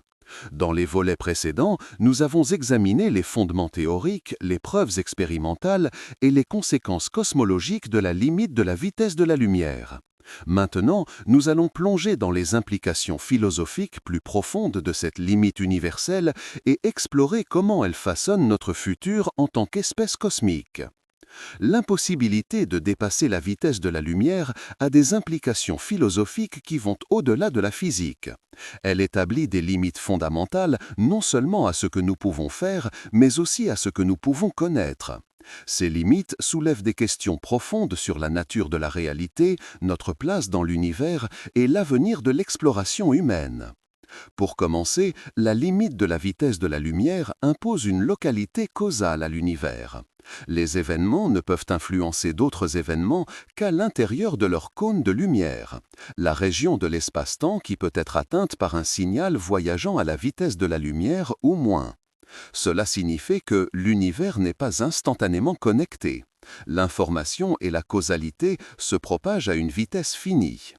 Pour un philosophe français comme Henri Bergson, qui a débattu avec Einstein sur la nature du temps, ou pour certains penseurs contemporains, cette localité causale soulève des questions sur la nature de la simultanéité et du maintenant. Notre sens intuitif d'un présent universel est en réalité une illusion, un artefact de notre évolution sur une planète où les distances sont si petites que la vitesse de la lumière semble infinie à toute fin pratique. Si vous êtes à Paris et parlez en visioconférence avec un ami à Tokyo, la lumière, ou les signaux électroniques, met environ 0,03 secondes pour voyager entre vous. Cette différence est imperceptible, mais elle illustre un point profond. Vous vivez, dans un sens physique réel, à des moments légèrement différents du temps. Le maintenant de votre ami à Tokyo n'est pas exactement le même que votre maintenant à Paris. Et cette différence devient de plus en plus significative à mesure que les distances augmentent. Cette limitation cosmique a des implications directes pour notre compréhension de ce que signifie exister. Lorsque nous observons une galaxie lointaine à 10 milliards d'années-lumière, nous la voyons telle qu'elle était il y a 10 milliards d'années. Nous n'avons aucun moyen de savoir si elle existe encore maintenant. L'information sur son état actuel n'a pas encore eu le temps de nous parvenir. Cela signifie que notre image de l'univers est toujours historique, jamais contemporaine. L'astrophysicien Marcelo Gleiser, professeur au Dartmouth College aux États-Unis et auteur du livre L'île de la connaissance, utilise cette limitation comme une métaphore des limites de la connaissance scientifique en général. De même que nous ne pourrons jamais connaître l'état actuel de galaxies suffisamment lointaines, il y a des aspects de la réalité qui peuvent être fondamentalement au-delà de notre capacité de compréhension. Une autre implication philosophique de la limite de la vitesse de la lumière est ce que nous pourrions appeler la solitude cosmique. En raison de cette limite et de l'immensité de l'univers, même si nous découvrons que la galaxie est remplie de civilisations intelligentes, notre capacité de communication significative avec elle sera sévèrement limitée. Imaginez que nous détectons des signes de vie intelligente d'une civilisation sur une planète à 1000 années-lumière. Un message de « bonjour » mettrait 1000 ans pour leur parvenir, et leur réponse mettrait 1000 ans de plus pour revenir sur Terre. Une simple conversation en 5 échanges prendrait 10 000 ans à se conclure. Cela signifie que, même dans un univers abondant en vie intelligente, chaque civilisation est effectivement isolée dans sa propre bulle locale d'espace-temps. Pour les Français vivant loin de chez eux, ce concept de distance infranchissable peut résonner à un niveau émotionnel. Le mal du pays, ce sentiment de mélancolie et de nostalgie, prend une dimension cosmique lorsque nous pensions aux distances interstellaires et intergalactiques. La séparation de proches par quelques milliers de kilomètres peut être douloureuse, mais elle est facilement surmontée par un voyage en avion. La séparation imposée par les distances cosmiques, combinée à la limite de la vitesse de la lumière, crée une forme de mal du pays qui ne peut être résolue par aucune technologie prévue par les lois physiques connues. Cependant, cette apparente limitation nous offre également une opportunité de réflexion sur notre place unique dans le cosmos. Si nous sommes effectivement isolés dans notre voisinage cosmique par la limite de la vitesse de la lumière, cela rend la vie sur Terre, et particulièrement la vie intelligente, encore plus précieuse et singulière. Nous sommes, à ce que nous savons, la manière dont l'univers prend conscience de lui-même, comme le disait l'astrophysicien Carl Sagan. Cette compréhension nous donne une responsabilité spéciale en tant que gardiens de la seule vie intelligente que nous connaissons.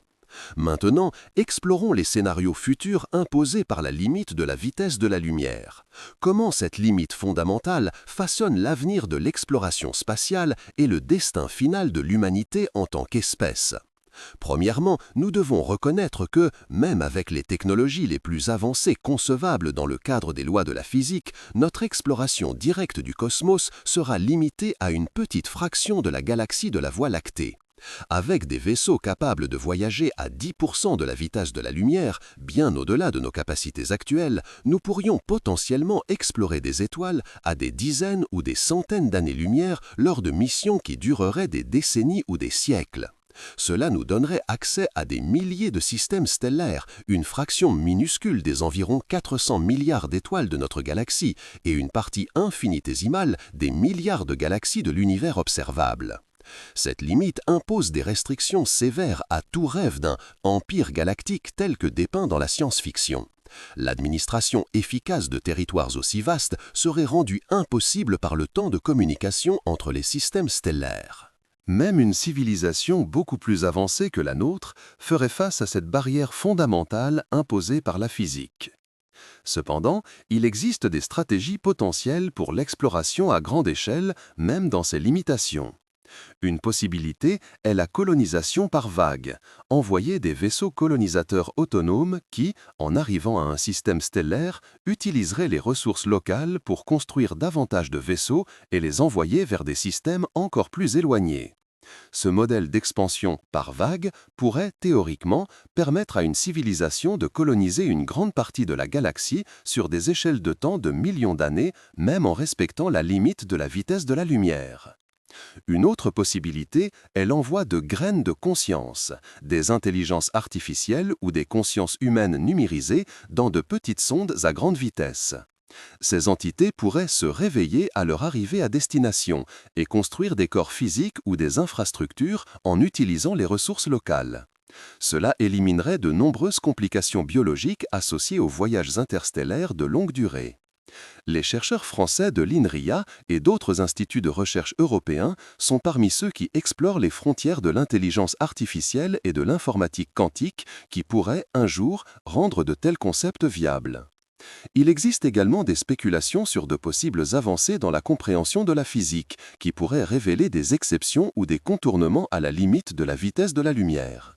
Certaines interprétations de la mécanique quantique, comme la non-localité quantique et l'intrication, suggèrent la possibilité de connexions instantanées entre des particules distantes, bien que la plupart des physiciens s'accordent à dire que ces connexions ne peuvent pas être utilisées pour transmettre des informations plus rapidement que la lumière. La découverte de particules hypothétiques appelées tachyons, qui voyageraient toujours plus vite que la lumière, a été proposée théoriquement. Cependant, de telles particules présenteraient des propriétés extrêmement étranges, comme une masse imaginaire, et la plupart des physiciens croient qu'elles n'existent pas dans la réalité. Einstein, avec sa profonde intuition physique, a vu la limite de la vitesse de la lumière non pas comme une restriction arbitraire, mais comme une caractéristique fondamentale de la structure de l'espace-temps. Dans sa pensée, cette limite n'est pas quelque chose à surmonter, mais un indice essentiel sur la nature de la réalité. De récentes découvertes en astrophysique continuent de valider cette vision d'Einstein. La détection d'ondes gravitationnelles en 2015, plus d'un siècle après avoir été prédite par la relativité générale, a confirmé qu'elle voyage exactement à la vitesse de la lumière, comme la théorie le prévoit. Cette observation historique, à laquelle des scientifiques français et internationaux ont contribué significativement, a réaffirmé le statut spécial de c comme vitesse maximale de propagation de l'information dans l'univers. En 2017, les astronomes ont observé la collision de deux étoiles à neutrons, détectant simultanément des ondes gravitationnelles et un rayonnement électromagnétique de l'événement. L'arrivée presque simultanée de ces signaux, après avoir voyagé 130 millions d'années-lumière, a confirmé que la gravité et la lumière voyagent à la même vitesse avec une précision sans précédent. Ces découvertes récentes, réalisées avec des instruments de haute précision comme le LIGO, Virgo et divers observatoires spatiaux et terrestres, démontrent comment la vision révolutionnaire d'Einstein continue d'être confirmée par des observations de plus en plus sophistiquées. L'Observatoire européen austral, ESO, avec une forte participation française, et d'autres observatoires de pointe dans le monde entier contribuent à cet effort global. La limite de la vitesse de la lumière a également des implications pour le destin final de l'univers. En raison de l'expansion accélérée découverte en 1998, les galaxies lointaines s'éloignent de nous à des taux de plus en plus élevés. Finalement, la plupart des galaxies au-delà de notre groupe local s'éloigneront plus vite que la vitesse de la lumière en raison de l'expansion de l'espace. Notez que cela ne viole pas la relativité restreinte, car il ne s'agit pas d'un mouvement à travers l'espace, mais de l'expansion de l'espace lui-même. En conséquence, dans un futur lointain, environ 100 milliards d'années, les observateurs sur Terre, s'ils existent encore, verront un univers considérablement vidé. Presque toutes les galaxies auront disparu au-delà de l'horizon cosmique, ne laissant visible que notre groupe local de galaxies. La lumière de ces galaxies lointaines, voyageant à travers l'espace, ne pourra jamais nous atteindre. Cette image d'un futur univers isolé et apparemment vide est un puissant rappel des limitations imposées par la limite de la vitesse de la lumière, non seulement dans nos capacités d'exploration, mais aussi dans notre connaissance cosmique. Dans le prochain volet, nous explorerons les limitations et les perspectives d'Einstein sur l'espace-temps en examinant comment ces théories continuent d'inspirer et de guider la physique théorique moderne dans sa quête d'une compréhension encore plus profonde de l'univers. Nous verrons comment des concepts comme les trous noirs, les univers parallèles et l'unification de la physique peuvent se rapporter à la limite fondamentale de la vitesse de la lumière. Bienvenue à nouveau à notre voyage à travers l'univers einsteinien. Dans les volets précédents, nous avons exploré les fondements théoriques de la relativité, ses confirmations expérimentales et ses profondes implications philosophiques et pratiques. Dans ce 8e volet, nous allons relier la limite de la vitesse de la lumière à l'univers plus vaste, en explorant les limitations et les perspectives d'Einstein sur l'espace-temps et comment ces idées continuent de façonner notre compréhension du cosmos. Einstein a passé la seconde moitié de sa vie à chercher une théorie unifiée qui pourrait harmoniser la relativité générale avec la mécanique quantique, les deux grandes révolutions de la physique du XXe siècle. Cette quête, restée incomplète jusqu'à sa mort en 1955, reste l'un des grands défis de la physique théorique moderne.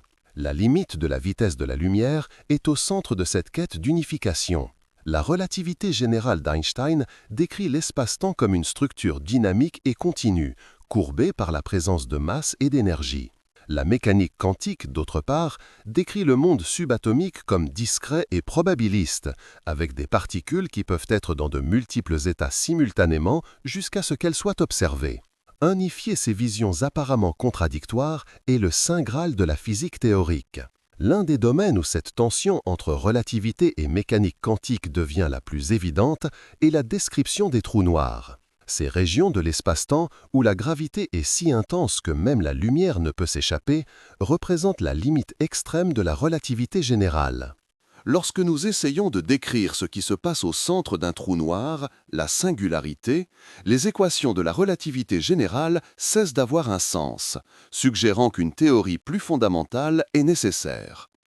Le physicien théoricien Stephen Hawking a fait un pas important dans cette direction en découvrant que les trous noirs ne sont pas complètement noirs. Ils émettent une forme subtile de rayonnement, maintenant connue sous le nom de rayonnement de Hawking. Cette découverte, qui combine relativité générale et mécanique quantique, suggère que les trous noirs s'évaporent finalement, transformant leur masse en énergie radiante. Cela a conduit à l'un des paradoxes les plus intrigants de la physique moderne, le paradoxe de l'information du trou noir. Si un trou noir s'évapore finalement complètement, qu'arrive-t-il à l'information sur tout ce qui est tombé ?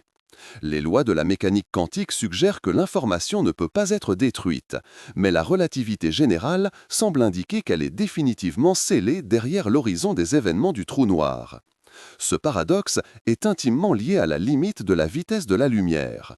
L'horizon des événements d'un trou noir marque le point à partir duquel même la lumière ne peut s'échapper en raison de l'intense courbure de l'espace-temps. Puisque rien ne peut voyager plus vite que la lumière, aucune information ne peut revenir de l'intérieur d'un trou noir, du moins selon la relativité classique. Des chercheurs de l'Université de Paris et des scientifiques de l'Institut d'astrophysique de Paris, IAP, sont parmi ceux qui travaillent à résoudre ce paradoxe, qui représente l'un des plus grands défis conceptuels de la physique moderne. L'une des théories les plus prometteuses pour unifier la relativité générale et la mécanique quantique est la théorie des cordes, qui propose que les particules fondamentales ne sont pas des points, mais de petits filaments unidimensionnels vibrants appelés cordes. Différents motifs de vibration de ces cordes donneraient naissance aux différentes particules élémentaires que nous observons. La théorie des cordes prévoit l'existence de dimensions supplémentaires de l'espace-temps, au-delà des 3 dimensions spatiales et d'une dimension temporelle que nous expérimentons. Ces dimensions supplémentaires seraient enroulées à des échelles si petites que nous ne pouvons pas les détecter directement. Curieusement, la théorie des cordes maintient la limite de la vitesse de la lumière comme un principe fondamental, même dans ce contexte plus large de multiples dimensions. La constante c apparaît comme une vitesse maximale pour la transmission de l'information et la causalité dans toutes les versions de la théorie des cordes, réaffirmant l'intuition d'Einstein sur la nature fondamentale de cette limite. Un autre domaine fascinant de la physique moderne qui se rapporte à la limite de la vitesse de la lumière est la théorie des univers parallèles ou multivers. Cette idée, qui découle de diverses interprétations de la mécanique quantique et de la cosmologie inflationnaire, suggère que notre univers n'est peut-être qu'un parmi de nombreux univers possibles, chacun avec ses propres lois physiques. Dans certaines versions de la théorie du multivers, différents univers pourraient avoir différentes constantes physiques, y compris, potentiellement, différentes valeurs pour la vitesse de la lumière. Cependant, même dans ce contexte spéculatif, chaque univers individuel serait cohérent en interne, avec sa propre valeur de c fonctionnant comme une limite universelle pour cet univers spécifique. Le cosmologue français Jean-Philippe Uzan a contribué de manière significative à notre compréhension de la façon dont les constantes fondamentales de la nature, y compris la vitesse de la lumière, peuvent varier dans différents contextes cosmologiques. Il est important de noter que, même aux frontières les plus spéculatives de la physique théorique, l'idée d'une limite universelle de vitesse reste robuste. Ce qui change, ce sont les interprétations sur la raison d'être de cette limite, et si elle pourrait être différente dans d'autres contextes physiques ou univers hypothétiques. Einstein avait une perspective profonde sur l'espace-temps qui va au-delà des équations mathématiques. Pour lui, l'espace-temps n'était pas seulement une scène passive où les événements se produisent, mais une entité dynamique et relationnelle, façonnée et influencée par la matière et l'énergie qu'elle contient. L'une des citations les plus célèbres d'Einstein est « L'espace-temps ne dit pas à la matière comment se mouvoir, la matière dit à l'espace-temps comment se courber ». Cette phrase capture l'essence de la relativité générale, l'idée révolutionnaire que la gravité n'est pas une force, mais une manifestation de la courbure de l'espace-temps causée par la présence de masse et d'énergie. La limite de la vitesse de la lumière, dans cette perspective, n'est pas une restriction arbitraire, mais une conséquence nécessaire de la structure géométrique de l'espace-temps. C'est comme si l'univers avait une vitesse maximale de traitement, un taux maximal auquel la causalité et l'information peuvent se propager.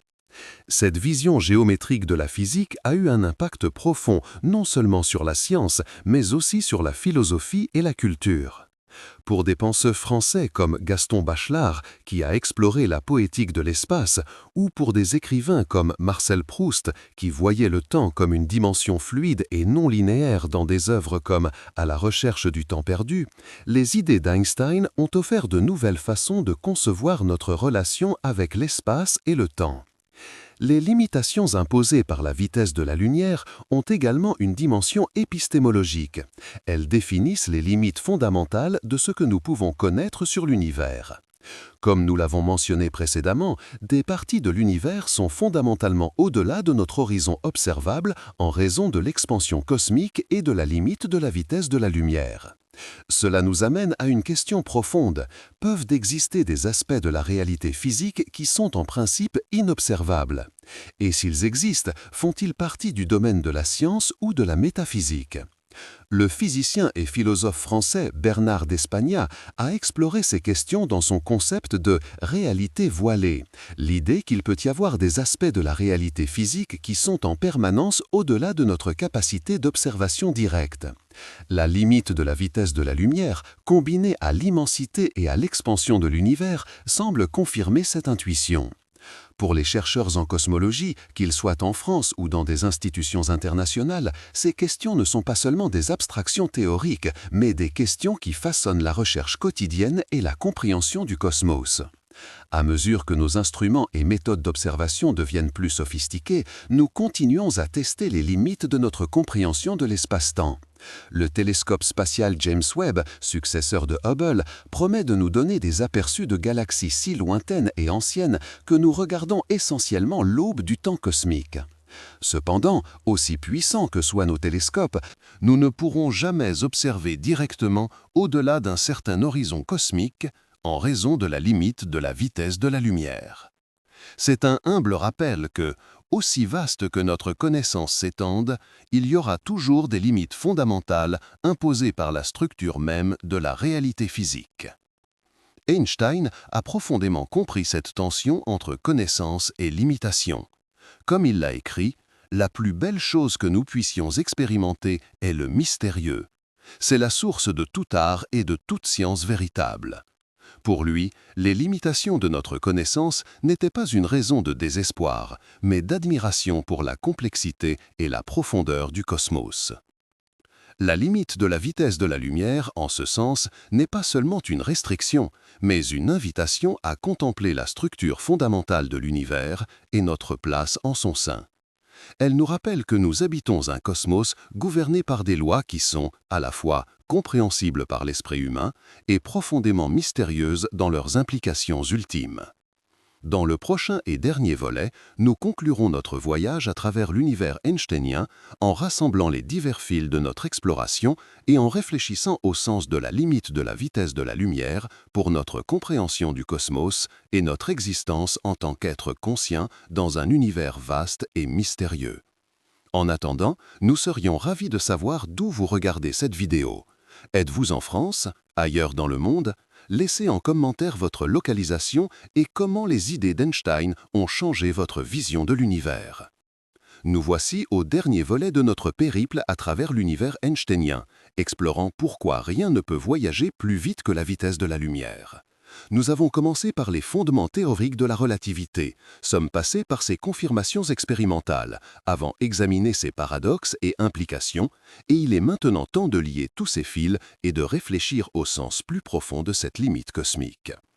La vitesse de la lumière comme limite universelle n'est pas seulement une curiosité scientifique ou un obstacle technique à nos ambitions d'exploration spatiale. C'est une fenêtre sur la nature fondamentale de la réalité, un principe organisateur qui façonne toute la structure du cosmos et notre compréhension de celui-ci. En attendant, nous serions ravis de savoir d'où vous regardez cette vidéo. Êtes-vous en France, ailleurs dans le monde? Laissez en commentaire votre localisation et comment les idées d'Einstein ont changé votre vision de l'univers. Nous voici au dernier volet de notre périple à travers l'univers einsteinien, explorant pourquoi rien ne peut voyager plus vite que la vitesse de la lumière. Nous avons commencé par les fondements théoriques de la relativité, sommes passés par ses confirmations expérimentales, avons examiné ses paradoxes et implications, et il est maintenant temps de lier tous ces fils et de réfléchir au sens plus profond de cette limite cosmique. La vitesse de la lumière comme limite universelle n'est pas seulement une curiosité scientifique ou un obstacle technique à nos ambitions d'exploration spatiale. C'est une fenêtre sur la nature fondamentale de la réalité, un principe organisateur qui façonne toute la structure du cosmos et notre compréhension de celui-ci. Quand Einstein a découvert que la vitesse de la lumière est constante pour tous les observateurs, indépendamment de leur mouvement relatif, il ne résolvait pas seulement un problème technique de la physique. Il révélait quelque chose de profond sur la structure de l'espace et du temps. La constance de la vitesse de la lumière nous a montré que l'espace et le temps ne sont pas absolus, comme le pensait Newton, mais sont entrelacés en une seule entité, l'espace-temps. Cette révélation a des implications qui vont bien au-delà de la physique. Elle nous invite à questionner nos intuitions les plus fondamentales sur la réalité. Que signifie dire que deux événements sont simultanés? Qu'est-ce que le « maintenant » ? Ces questions, qui semblaient triviales dans la physique newtonienne, sont devenues profondément complexes à la lumière de la relativité. Pour un Français vivant à Paris ou en visite dans une ville lointaine, la relativité du temps peut sembler une abstraction mathématique sans pertinence pour la vie quotidienne. Après tout, la différence entre le maintenant à Paris et le maintenant à Tokyo est imperceptible dans notre expérience quotidienne. Mais cette différence existe et devient de plus en plus significative à mesure que les distances augmentent. C'est comme un défi fondamental, une énigme qui nous pousse à repenser notre chemin. Einstein a un jour commenté que « le mystère est la chose la plus belle que nous puissions expérimenter. C'est la source de tout art et de toute science véritable. » La limite de la vitesse de la lumière est précisément ce type de mystère, non pas parce que nous ne le comprenons pas, mais parce que ses implications continuent de se déployer à des niveaux toujours plus profonds. Les équations qu'Einstein a écrites il y a plus d'un siècle continuent de révéler de nouvelles perspectives sur l'univers. Elles ont prédit l'existence de trous noirs, d'ondes gravitationnelles, de lentilles gravitationnelles et l'expansion de l'univers, des phénomènes que nous n'avons pu observer directement que récemment avec nos instruments les plus avancés. L'astrophysicienne Julia de Mello, qui travaille à la NASA et à l'Université catholique d'Amérique à Washington, D.C., souligne fréquemment comment la vision d'Einstein continue d'inspirer de nouvelles générations de scientifiques. Ses découvertes de supernovas et ses études sur la formation stellaire sont guidées par les principes relativistes qui établissent la vitesse de la lumière comme référence fondamentale. Peut-être la plus grande leçon de la relativité n'est-elle pas technique, mais philosophique. La réalité est plus étrange, plus interconnectée et plus subtile que notre intuition quotidienne ne le suggère. Les concepts d'espace et de temps qui semblent sembler si évidents dans notre expérience quotidienne se révèlent profondément entrelacés et relatifs lorsqu'ils sont examinés avec une précision mathématique. La limite de la vitesse de la lumière nous montre que l'univers a des règles fondamentales, non arbitraires mais nécessaires, dérivées de la géométrie même de l'espace-temps. Ces règles ne sont pas imposées de l'extérieur, mais émergent de la structure interne de la réalité. Cette vision résonne avec des traditions philosophiques européennes. Le philosophe français Maurice Merleau-Ponty a exploré comment notre expérience du monde est façonnée par des limites fondamentales de perception. Certains penseurs contemporains ont examiné comment les technologies et les concepts scientifiques transforment notre relation avec le temps et l'espace. Tous ont reconnu, comme Einstein, que nos limites ne sont pas seulement des restrictions, mais des structures qui donnent forme à notre compréhension. La limite de la vitesse de la lumière a également des implications pour notre futur en tant qu'espèce cosmique. Si nous sommes, comme il semble, confinés à une bulle causale limitée par la vitesse de la lumière, cela signifie que notre destin est fondamentalement entrelacé avec le destin de notre voisinage cosmique local. À long terme, des milliards d'années dans le futur, l'expansion accélérée de l'univers isolera finalement notre groupe local de galaxies du reste du cosmos. Toutes les autres galaxies disparaîtront au-delà de notre horizon cosmique, laissant aux futures civilisations, si elles existent, une vision très différente de l'univers. Cette perspective d'un futur univers isolé et apparemment vide peut sembler sombre, mais elle contient aussi une leçon profonde. Comme l'a écrit le philosophe et astronome Carl Sagan, nous sommes une façon pour le cosmos de se connaître lui-même. Notre conscience, notre science et notre art sont les moyens par lesquels l'univers réfléchit sur sa propre nature. La limite de la vitesse de la lumière, en restreignant notre portée physique, nous invite également à regarder à l'intérieur, à explorer les profondeurs de la conscience, de la créativité et de la compréhension. Peut-être la frontière la plus importante n'est-elle pas celle entre les étoiles ou les galaxies, mais la frontière entre le connu et l'inconnu dans notre propre compréhension. Einstein a profondément compris cette dimension contemplative de la science. Comme il l'a écrit, « Un esprit qui s'est ouvert à une idée nouvelle ne retrouvera jamais sa taille originale. » Sa révolution scientifique n'a pas seulement porté sur des équations et des expériences, mais sur une transformation fondamentale de notre vision du monde. Pour apprécier pleinement cette transformation, considérez comment l'univers apparaîtrait s'il n'y avait pas de limite de vitesse. Sans limite universelle, il n'y aurait pas de structure causale définie. Les événements pourraient influencer d'autres événements instantanément, quelle que soit la distance.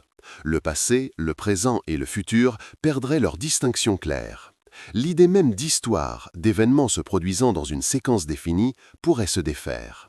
La limite de la vitesse de la lumière, en imposant un ordre causal à l'univers, rend possible l'existence d'histoires cohérentes, y compris l'histoire du cosmos, l'histoire de la vie sur Terre et nos propres histoires individuelles. Loin d'être seulement une restriction, c'est une condition nécessaire à l'existence de structure et de signification.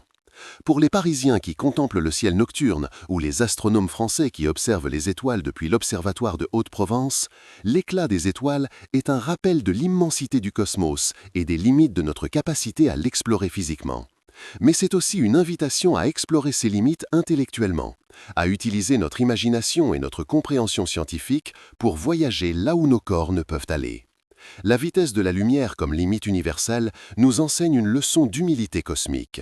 Nous sommes des créatures finies dans un univers apparemment infini, avec des limitations fondamentales dans notre portée physique et dans notre connaissance. Mais cette humilité n'a pas besoin de mener au désespoir. Au contraire, elle peut inspirer l'admiration pour la complexité et la beauté du cosmos et la gratitude pour la capacité de le comprendre, même si ce n'est que partiellement. Comme Einstein l'a observé, le plus incompréhensible dans l'univers est qu'il soit compréhensible. Cette observation capture une vérité profonde. Pour une raison mystérieuse, l'esprit humain est capable de comprendre des aspects fondamentaux de la réalité cosmique. Nos mathématiques, développées initialement pour compter des objets et mesurer des champs, capturent d'une manière ou d'une autre la structure profonde de l'espace-temps. Cette correspondance entre l'esprit et le cosmos est peut-être le plus grand mystère de tous, plus grand encore que la limite de la vitesse de la lumière.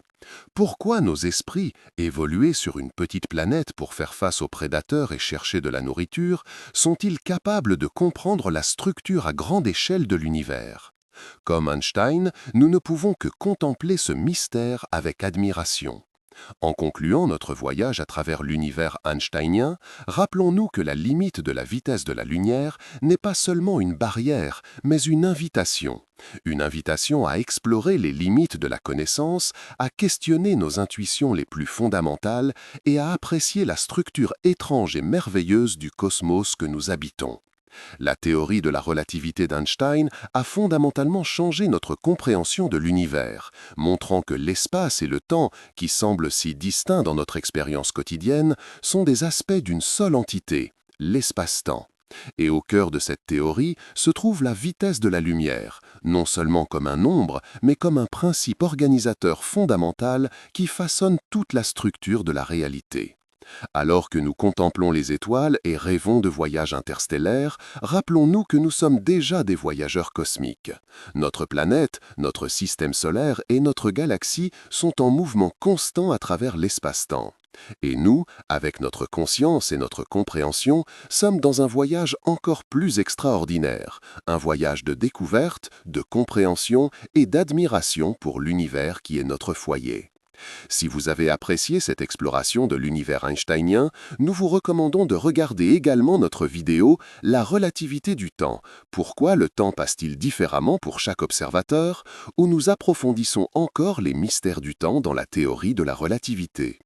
Vous trouverez le lien dans la description de cette vidéo ou dans les fiches qui apparaissent à l'écran. C'est une continuation naturelle de ce voyage, explorant comment Einstein a révolutionné notre compréhension non seulement de l'espace, mais aussi du temps. Merci de nous avoir accompagnés dans ce voyage cosmique. Si vous avez aimé cette vidéo, n'oubliez pas de laisser un pouce bleu, de vous abonner à la chaîne et de partager avec des amis qui sont également fascinés par les mystères de l'univers. Vos interactions et commentaires nous aident à continuer à créer du contenu sur les fascinants mystères du cosmos. À la prochaine vidéo.